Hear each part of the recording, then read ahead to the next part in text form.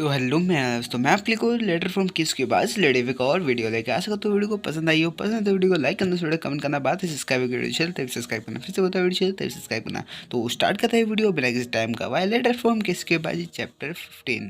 Chapter की starting में हम लोग को दिखाया था एक बंदे को जो कि भाई साहब 2 बच्चों को धो रहा होता और वो कहता है यहाँ दोबारा मत आना, मुझे दोबारा दया नहीं आएगी बेवकूफ़। क्या तुम नहीं जानते कि मिडिल स्कूल के ऊपर वाले बच्चे ज़्यादा खतरनाक होते हैं। और ये कहते हुए वो बंदा वहाँ से चला जाता है और हम लोग को दिखाया जाता है उन बच्चों को। भाई ये बच्चे होते हैं सातो और कोजीरो, जहाँ पे सातो कोजीरो से कहता है क्या तुम्हारे पास कोई दूसरा प्लान है कोजीरो? मैं वादा करता हूँ एक दिन हम उसे ज़रूर मारेंगे। और अगले सीन में हम लोग को दिखाया जाता है कि वो दिन आ जाता है जहाँ पे कोजीरो और सातो मिलकर उस बंदे को पेल देते हैं और जिसके बाद वो एक जगह पे बैठा होता है और सातो कहता है बैकग्राउंड वॉइस में, उसने वह वादा पूरा किया। हम हर टाइम एक दूसरे के साथ निभाते थे। बचपन में हम दोनों ने ज्यादा टाइम एक साथ बिताया था। वह जगह अभी भी हमारी दोस्ती से जुड़ी हुई है। और हम लोग को दिखाया जाता है कुछ टाइम के बाद का सीन, सितंबर 2003 का सीन। और हम लोग देखते हैं कोजीरो और सातो अपने दोस्तों के साथ जा रहे होते हैं जहाँ पे एक अनोन बंदा उनसे कहता है जो कि उनके गैंग का बंदा होता है, कोजीरो हम किलर भी गैंग का क्या करें, उसके मेंबर्स बढ़ते ही जा रहे हैं। मैंने सुना है उसके लीडर की एक बहन भी है, उसे किडनैप कर लो। तभी कोजीरो एक बंदे को देखता है जो कि भाई साहब एक गैंग यूनिफॉर्म में होता है और कोजीरो से बोलता है तुम यहाँ गैंग यूनिफॉर्म कैसे पहन सकते हो? गैंग यूनिफॉर्म पहनना यानी अपनी मौत को दावत देना बेवकूफ़। माधर अपना काम करना। भाई साहब ये सुनते ही कोजीरो पागल हो जाता है और वो आग बगुला हो जाता है और वो उस बंदे को पीटते हुए कह रहा होता है जिंदगी में चलना है तो वरना अच्छी तरह चल, नहीं तो ऐसा सबक सिखाऊंगा कि दुनिया को मुंह दिखाने का लायक नहीं रहोगे। ये मेरा एरिया है और एरिया में कोई भी इंटरेस्ट नहीं करना, ओके। कोजीरो से पीलते जा रहा होता है तभी सातो पीछे से बोलता है बस करो कोजीरो, अगर तुम उसे ऐसे ही मारते रहे तो वह मर जाएगा। तुम्हें क्या लगता है तुम मुझे ऑर्डर दे सकते हो? और भाई साहब हम लोगों को दिखाया था उस बंदे का सीन जिसने भाई गाली दी होती है, भाई उसकी यूनिफॉर्म फाड़ दी होती है, भाई कतई चड्ढी में होता है उसकी, भाई साहब मुंह से खून निकल रहा होता है और सातों बैकग्राउंड वॉइस में कहता है अगर तुम्हें यह सब कुछ अच्छा लगता है तो कोजीरो तुम एक डेमोन हो। वह बदल गया और उसने बहुत कुछ बदल दिया उस दर्द की वजह से। और हमें दिखाया जाता है कि भाई साहब उस बंदे को कतई लिटरली बंदे ने ख़त्म ही कर दिया कोजीरो ने। भाई कैसे मारा, भाई दीवार पे खून के छिट्टे हैं और हमारे साथों ये सब कुछ देख रहा होता है। यहाँ पे सीन शिफ्ट हुआ, हम लोगों को दिखाया जाता है एक पुल के नीचे का सीन जहाँ पे भाई साहब यासुया के दान गैंग बैठी हुई होती है और एक बंदा चिल्लाते हुए कह रहा होता है हे ब्लैक मॉस्किटो, क्या तुम रिवेंज लेने आए हो? अगले सीन में हम देखते हैं कि भाई साहब वहाँ पर टोक्यो मांझी गैंग का फर्स्ट डिवीज़न पहुँच जाता है बाजी के साथ और बाजी उन लोगों को देखते हुए कहता है मैं Tokyo Manjhi gang first division captain बाजी कैसुके हूँ। तुम ही हो यासुया कैदान। ज़रा देखो वही गैंग यूनिफॉर्म। क्या तुम अपने दोस्त का बदला लेने आए हो? बेवकूफ़ो, क्या तुम अपने दोस्त के लिए मरना चाहते हो? तो तुम वही कोजीरो नाम के चूती हो। मैंने तुम्हारे चूतियापों के बारे में बहुत सुना है कोजीरो।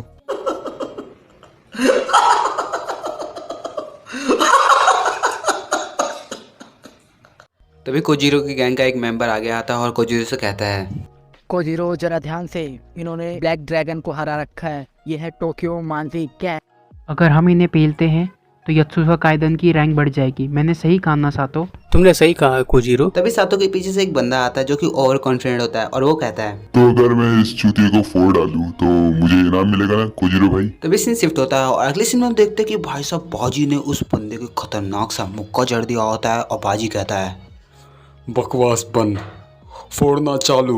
और ये सब कुछ सुनने के बाद भाई सबकी फटके चौंसड़ हो जाती है जहाँ पे सारे बंदे एक दूसरे पे अटैक करना चालू करते हैं। और अगले सीन में देखते हैं कि भाई सब लोग टोक्यो मांझी गैंग और यासुया कैदान के बंदे लड़ना चालू कर देते हैं जहाँ पे कोजीरो लड़ रहा होता है हमारे बाजी से और भाई सातो अपनी स्टोरी चालू करता है और कहता है बैकग्राउंड वॉइस में हम ज़्यादा है सोच के हमने लड़ना पसंद किया। और हमें एक लड़ाई दिखाई जाती है बाजी और कोजीरो की जहाँ पर बाजी एक खतरनाक मुक्का जड़ देता है हमारे कोजीरो की पसली पे जहाँ पर कोजीरो से दूर हट जाता है और कोजीरो कहता है क्या तुम्हारे हाथ फौलाद के बने हैं?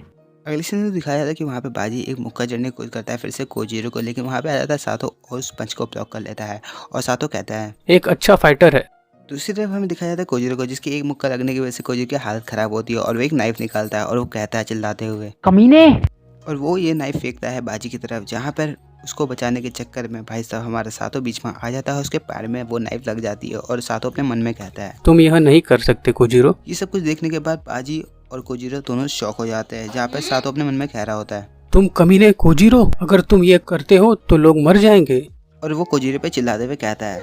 मैं इसके बाद तुम्हारे पास नहीं आऊँगा कोजीरो। ये सुनते ही कोजीरो सातो के पास आता है और उसकी तरफ देखता है और उसके सीधे मुंह पर लात मार देता है और उससे कहता है, सातो बेवकूफ, तुम यहाँ क्या बोल रहे हो? तभी वहाँ पे कोई बंदा चिल्लाता है और कहता है, पुलिस आ गई, भागो।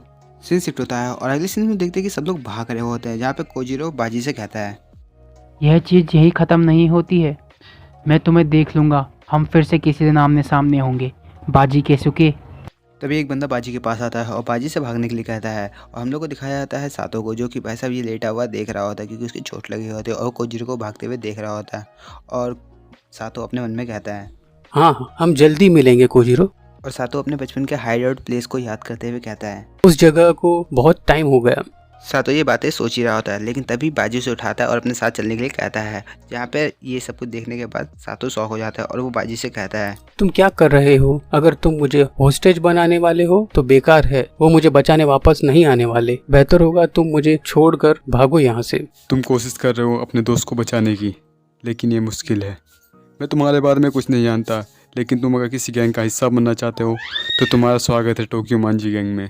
ये सुनते ही सातो भी मुस्कुराने लगता है और हम लोग को दिखाया जाता है चो भी उन लोगों की मदद करने के लिए आता है, जहाँ पे सातो का एक हाथ चो अपने कंधे पे रखता है और उससे कहता है, मुस्कुराना बंद करो और जल्दी चलो, अगर तुम जल्दी नहीं चले तो तुम्हारा यहीं पर गेम बच जाएगा। मैं मूंछों वाले गोरिल्ला की बाहों में मरना पसंद करूंगा। तो बाजी-सान, क्या हम इसे यही छोड़कर घर चले? चो और सातो की ये बातें पूरे टोक्यो मांजी गैंग सुन रही होती है और एक बंदा कहता है हंसते हुए, आखिरकार ये बंदा है क्या, इसका खून निकल रहा है और ये मरने की कगार पे, फिर भी ये मजाक कर रहा है। मैं यहाँ नहीं मरने वाला क्योंकि मैं तोमान में रहने वाला हूँ।